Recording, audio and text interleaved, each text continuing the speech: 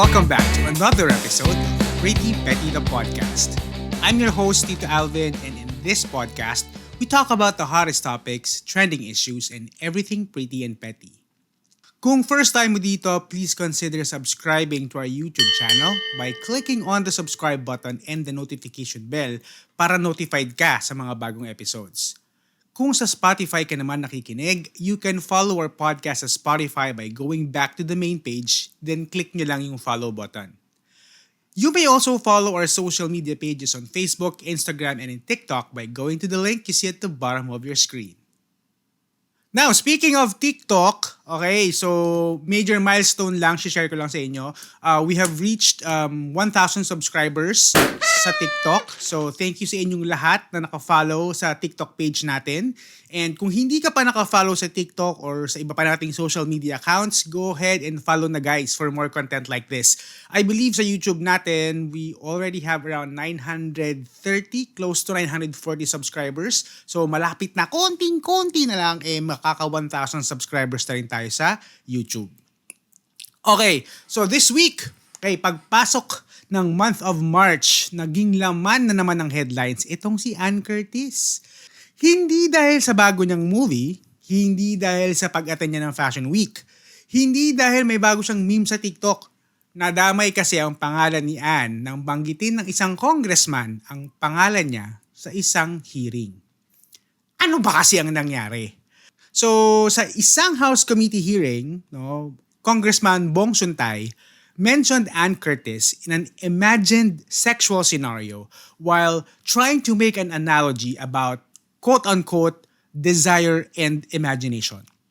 Ito kasi yung pinanggalingan niyan. Diba? Kung naalala nyo, merong sinabi before si VP Sara, and I quote, "Don't worry about my security because I've talked with somebody.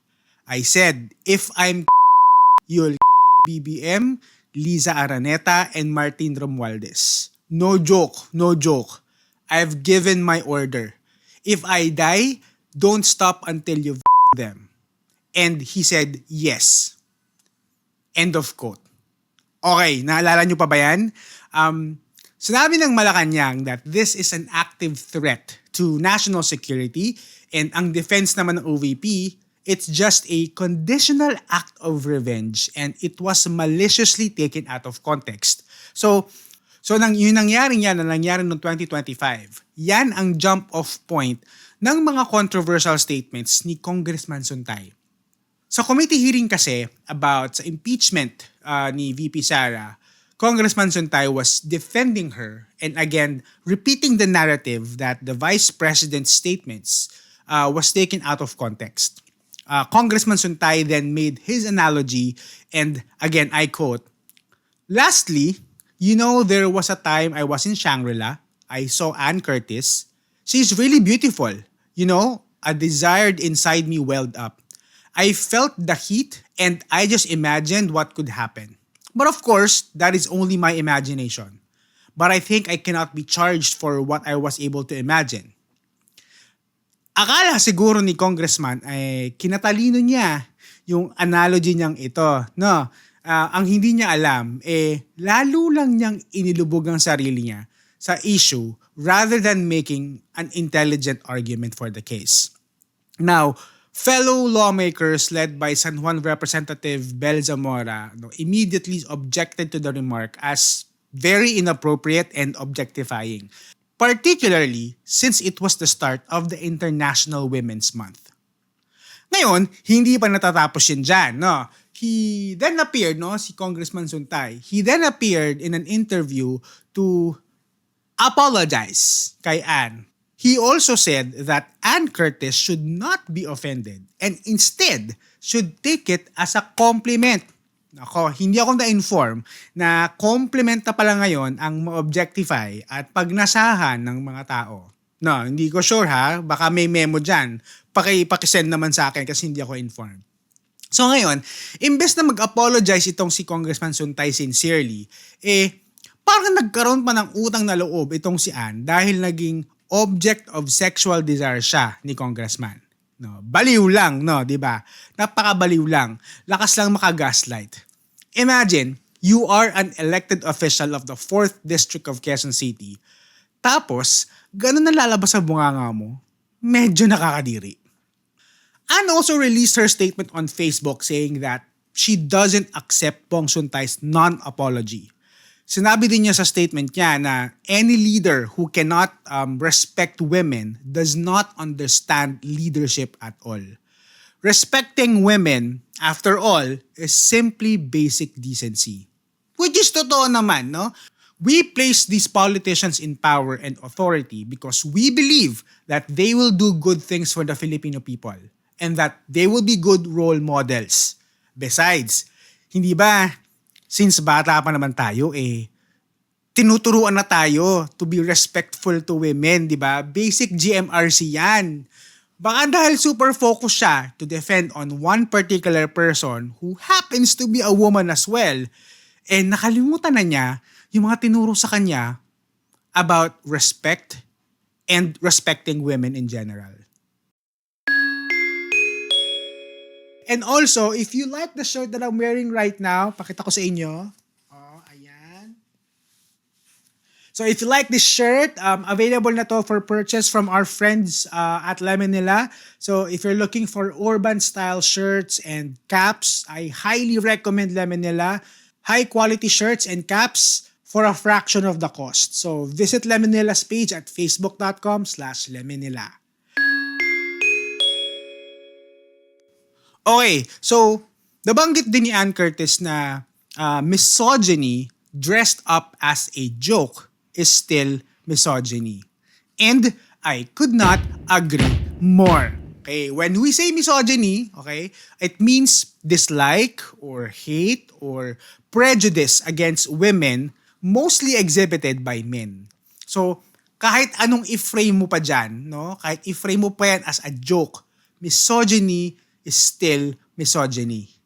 It is not a good joke and it will never be a good joke. Maybe some of you are thinking Ann should not be too sensitive about this issue, or baka iba sa inyo iniisip na normal lang naman yung mga ganitong joke sa mga lalaki. And that is exactly where the problem is coming from. Kapag paulit-ulit na sinasabi na normal lang yung ganitong mga jokes, no, yung mga ganitong statements, it slowly becomes acceptable to talking about women as fantasies, reducing women to their bodies, and sexualizing them even in professional spaces.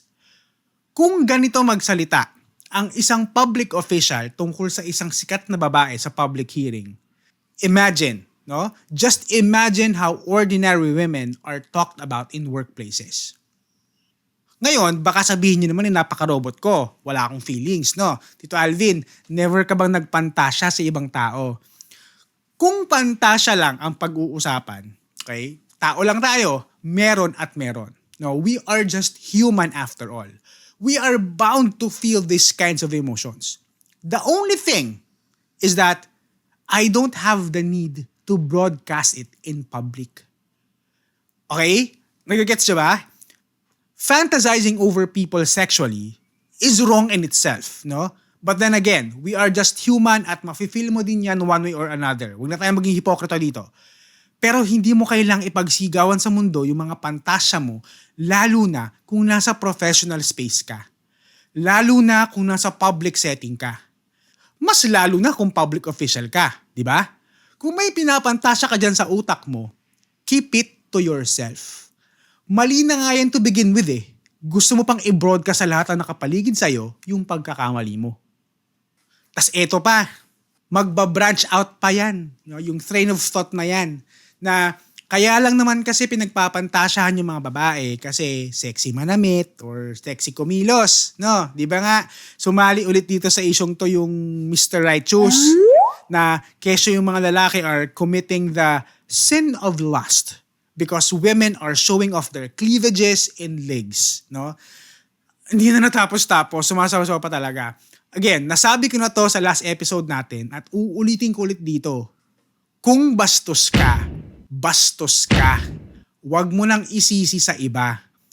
And the funny thing about this whole issue is that Nangyari lahat to during International Women's Month, no? Of all months na mangyayari to, ngayon pa, na sineselebrate ang International Women's Month. Napaka-ironic lang that an elected official decided to vocalize his fantasies during work hours during International Women's Month. Sabi nga ni Anne, this is exactly why Women's Month still matters. Because things like this happens. If a known politician can do this in broad daylight, imagine how often this happens on a normal day at work or at school. Ba? Sobrang disturbing. Now, at the end of the day, this whole issue between Bong Suntay and Ann Curtis isn't really just about a single comment. It's about standards. Because when you think about it, politicians are supposed to represent the public. They sit in hearings. They speak on behalf of millions of Filipinos. So naturally, the expectation is that they carry themselves with a certain level of professionalism and respect. Hindi man ibig sabihin na kailangan silang maging robotic or walang sense of humor. Pero may oras at lugar para sa lahat ng bagay. A congressional hearing is supposed to be a space for serious discussion and not a venue for sexual jokes or off-the-cuff analogies involving celebrities who aren't even part of the conversation to begin with. And this is why the issue resonated with so many people. Because for a lot of women, the experience of being turned into a punchline, a fantasy, or a joke is not new. It happens in offices, in classrooms, public transportation, even in everyday conversations. Ang difference lang here is that this time, it happened in front of a microphone, in a government setting, said by someone in power. So, when the people speak up about it, it's not necessarily because they are trying to cancel someone. Hindi yan ang goal nila. Sometimes, it's simply about saying, maybe we can do better than this. And maybe that's the real takeaway from this whole controversy. Kung yung mga tao who are sitting in positions of authority can't model basic respect in the way they speak about women, then it becomes harder to expect the same respect everywhere else kahit saan ka tumingon. No? Hindi mo may expect yung ganyang klaseng respect. So now, pretty people, the real question is, was this simply an inappropriate joke that blown out of proportion? Or isa tong small example of a bigger cultural problem that we're only starting to confront right now? Because sometimes the petty conversations online ends up to be a pretty serious issue underneath. And maybe that's exactly why we're talking about it today. Alright, thank you so much for joining me today. Isa na namang mainit na diskusyon ng ating episode. Please don't forget to like and share this episode, and don't forget to subscribe to our YouTube channel and follow our podcast on Spotify. You can also follow our social media pages on Facebook, Instagram, and in TikTok by going to the link you see at the bottom of your screen, or just go to linktr.ee/prettypettythepodcast. And if you're a brand looking for partnership and collaboration, please send me an email at prettypettythepodcast@gmail.com. And with that, lagi nating tatandaan to always stay pretty at huwag maging petty. Bye!